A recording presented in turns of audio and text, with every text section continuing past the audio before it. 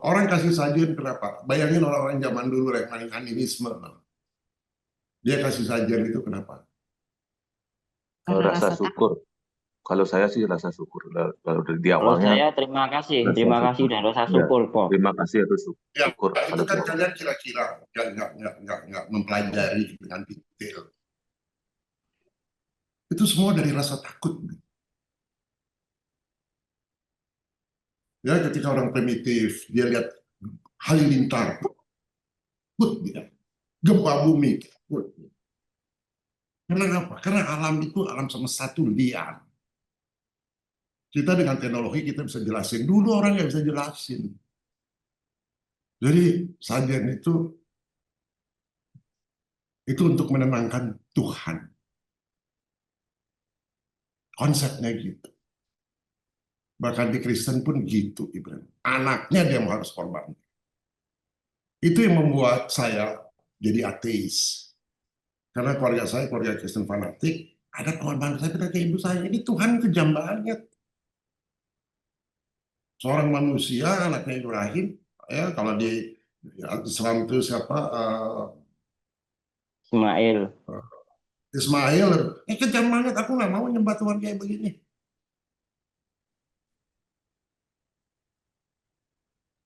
Apakah anak you suruh sajian ke you untuk damaikan hati you? Namanya apa? Nyogok itu namanya. Itu awalnya. Itu adalah datang dari pemikiran-pemikiran dulu ya. Pemikiran yang primitif. Karena Tuhan itu bisa didamaikan. Kekuatan alam semesta itu bisa ditawar. Untuk menenangkan alam semesta. Ada gempa bumi, gunung kasih sajian. Sekarang aja berkembang ada justifikasi. Tapi ujungnya tuh itu. Dan ujungnya itu kalau kita nggak tahu dan kita nggak hilangkan, ini nggak ada artinya semua. Karena masih ada unsur itunya. Coba dibantah. Karena saya riset ini mulai dari umur 9 tahun soal sajian. Makanya saya sangat tidak paham dalam agama Kristen, Yesus mengorbankan dirinya mati untuk menyelamatkan umat manusia. Kasih sajian kan? Ini gue kasih. Apa itu konsepnya gitu? Tuhan kejam banget ngirim Yesus, lalu dikorbankan, lalu di kayu salib. Kita aja manusia kejam banget Tuhan kayak begini. Dia mau nggak nyembah Tuhan kayak begitu?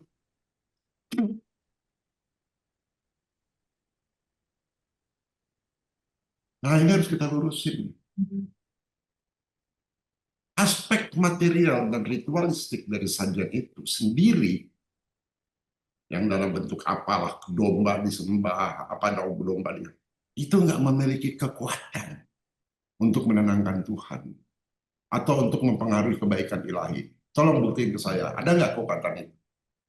Itu adalah peninggalan dari pemahaman agama yang primitif. Saya menyampaikan ini karena saya dari umur 9 tahun neliti mengenai ini. Oleh karena itu saya dikucilkan oleh keluarga saya 30 tahun gara-gara ini. Makanya saya menguasai mengenai saja. Gempa bumi, orang-orang dulu kasih saja. Kasih saja. Untuk menyeimbangkan jasa alam semesta.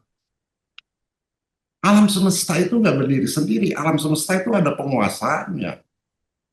Ada alam semesta, dia nggak mengenal, dia nggak peduli, tapi ada penguasa. Jadi bukan ngasih ke alam semesta, kita kasih ke penguasa alam semesta saja nih. Coba lihat persamaannya di Islam, di Kristen, dari mana aja lah, ada semua saja. Jadi aspek material dan ritualistiknya itu kan ritual aja jadinya kan, soal ritual. Yang di Bali itu kita itu hanya ritual aja. Malah sajiannya itu sering keinjak-injak sama kita apa sih ini? Itu nggak punya kekuatan untuk menenangkan Tuhan. Atau mempengaruhi kebaikan. Soal resonansi ada kekuatannya itu. Kan Daniel kan itu barangkali bisa diteliti, nggak ada. Dan schedule-nya kekuatan. Yang punya kekuatan apa coba? Bukan sajiannya. Yang punya kekuatan itu pikiran kita, niat kita, niat baik kita. Kandungan spiritual yang tulus, yang kasih, hasrat untuk beribadah atau berhubungan dengan Tuhan, yang menyertai persembahan tersebut, itu akan beresonansi. Itu akan diakui secara real oleh realitas spiritual dan mental alam semesta. Alam semesta punya mental. Ngerti bedanya nggak? Ngerti, Prof. Sajiannya sendiri nggak ada nilainya, tapi niat baik kita, kandungan spiritual yang tulus, kasih, itu bentuk ibadah, hasrat untuk beribadah, untuk berhubungan sama Tuhan, nggak melalui sajian. Nah, itu yang beresonansi. Mungkin maksud oleh Daniel sama Jimat itu secara real. Nah, ya. Berarti fungsinya sebagai ancoringnya, Prof. Pada waktu kita Nggak ada itu pun nggak, gini saya jelasin, nggak ada itu pun nggak jadi soal. Karena gini, kita selalu bicara mengenai alam semesta, alam semesta. Alam semesta itu dirancang untuk merespons nilai-nilai spiritual. Nilai, bukan aspek material, bro. Bukan aspek ritualistik. Alam semesta itu dirancang untuk merespons nilai-nilai spiritual. Dan pencipta sendiri itu pribadi yang penuh kasih. Dan dia berinteraksi dengan makhluknya itu berdasarkan cinta dan ibadah sejati, bukan ritual material.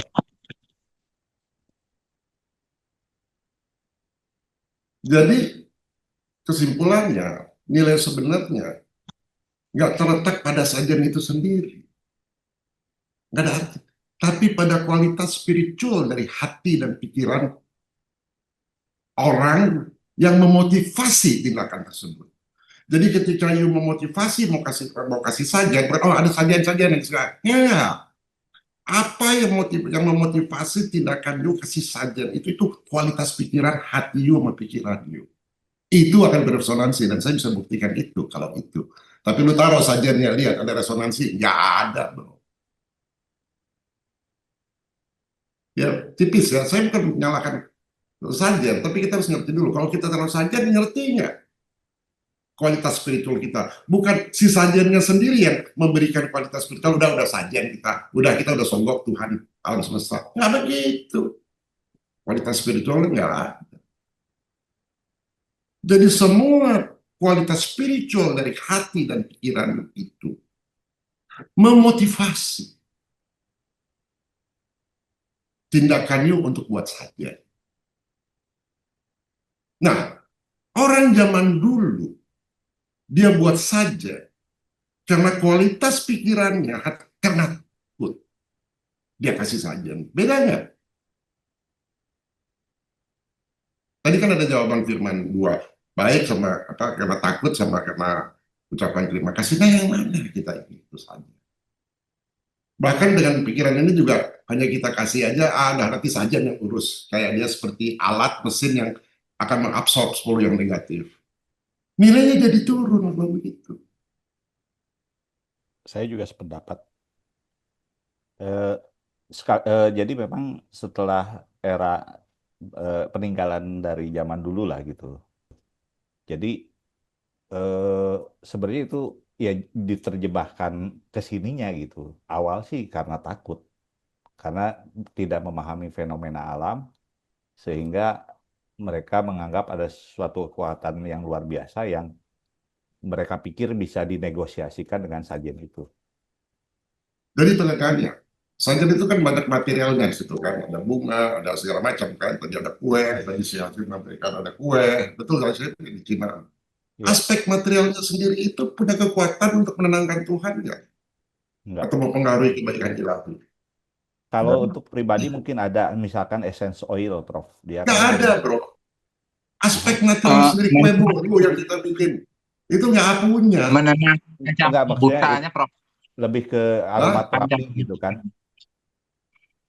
Yang punya itu, ketika you taruh Mempengaruhi, Prof. kue-kue itu, persembahan itu you taruh, itu terusnya pada kualitas spiritual dan hati dan pikiran you yang memotivasi memberikan itu. Ngerti nggak? Bedanya jadi tipis, sugesti. Bro. Ya jadi sugesti. Bukan pada kuenya sendiri. Lo taruh kue, sini simbol ini, simbol-simbol udah taruh ini simbol. Itu nggak ada kekuatan spiritual. Ini kata nenek moyang, nggak ada. You harus taruh hati you di situ. Hati dan pikiran you harus taruh di situ. Saya jelasin secara ininya kenapa. Kalau hanya sekedar taruh situ nggak ada nilainya. Ini kata nenek moyang leluhur ini begini. Betul. Tapi lu hanya lakukan hanya sebagai ritualistik aja. Ada kualitas spiritual nggak di dalam itu?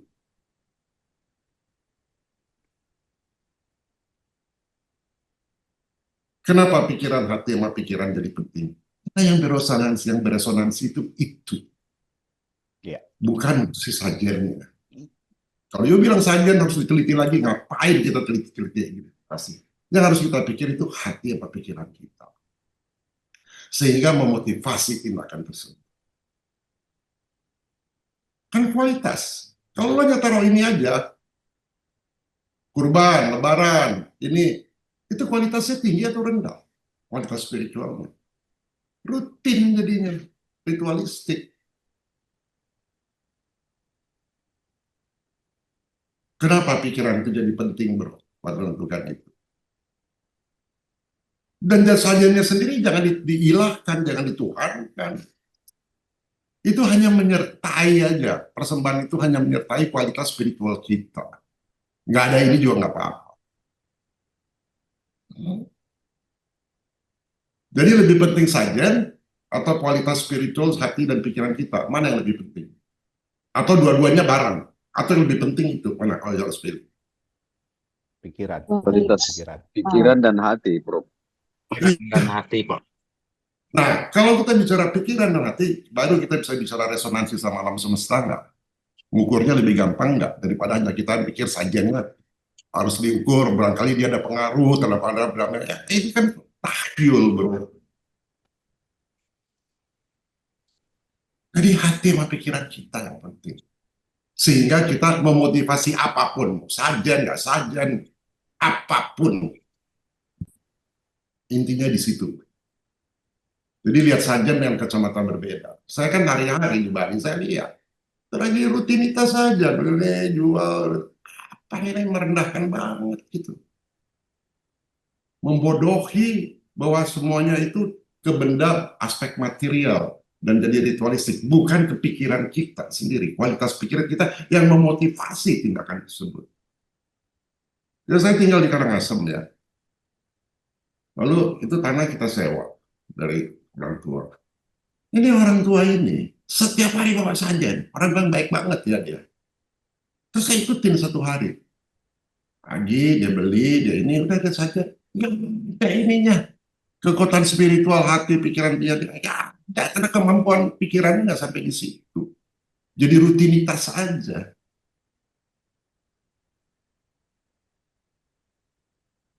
Bahkan itu diinjek-injek mobil, injek orang, anjing, segala macam dimakan. Ya. Patung-patung misalnya, kita bikin patung. Itu simbol. Iya, tapi ada nggak kualitas waktu orang memahatnya itu? Dari hati pikiran bahwa ini adalah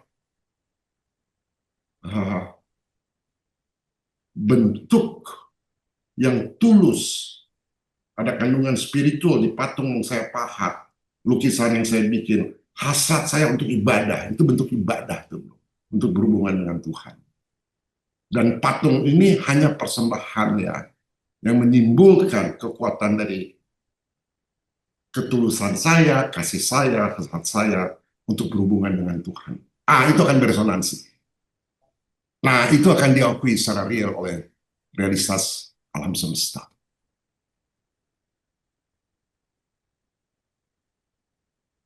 Karena kenapa? Saya bilang karena alam semesta itu dirancang. Kalau kita bicara alam semesta, berarti hukum-hukum seperti gravitasi, hukum-hukumnya ya, itu dirancang untuk merespons nilai-nilai material, nilai spiritual.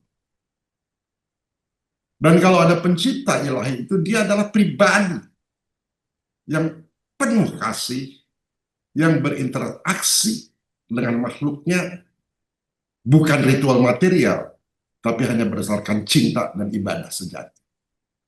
Cuma itu. You hanya cinta aja, nggak ada ibadah yang sejati, nggak bisa, bro. Makanya kalau kita beribadah, satukan pikiranku, satukan hatiku, satukan ucapanku. Sajian simbol, patung simbolnya, lukisan simbolnya, musik itu simbolnya. Dapat ya? Ya, setuju, Prof. Benar. Nah, sekarang saya akan membahas kesalahpahaman orang-orang spiritual sama orang-orang sains. Kenapa spiritual kita nggak berkembang?